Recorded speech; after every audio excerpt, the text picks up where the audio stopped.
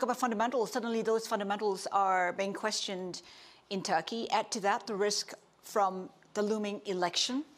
How should investors be looking at the potential and the risks in Turkey? Well, we have elections on 14th of May, and I am the leader of one of the opposition parties. And what we are going to see before the elections would be probably more of populist approach. That's inevitable.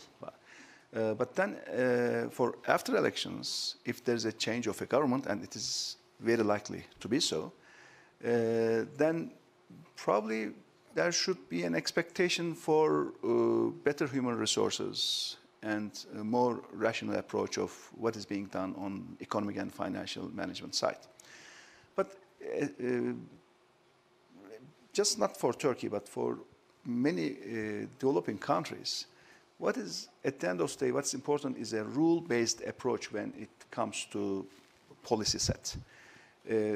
We have mainly 4 areas, right? The monetary policy, fiscal policy, macroprudential measure area, and the structural reforms. For the first 3 areas, for the monetary policy, a rule-based approach for central banks is very important to bring credibility, which means under which circumstances, what kind of an action the central bank will do, and announcing this to provide also a forward guidance for the markets that under each scenario, what kind of acts the central bank will do. And pre-announcing this is going to give very important guidance. And for the fiscal policy, fiscal rule is very important for the developing countries. It's difficult.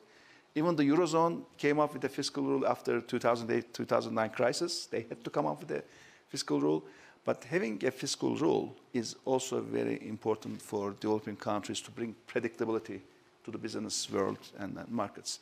And then macroprudential measures, using the banking regulation in order to tighten or loosen credit availability. Of course, it's a very complicated area. There are many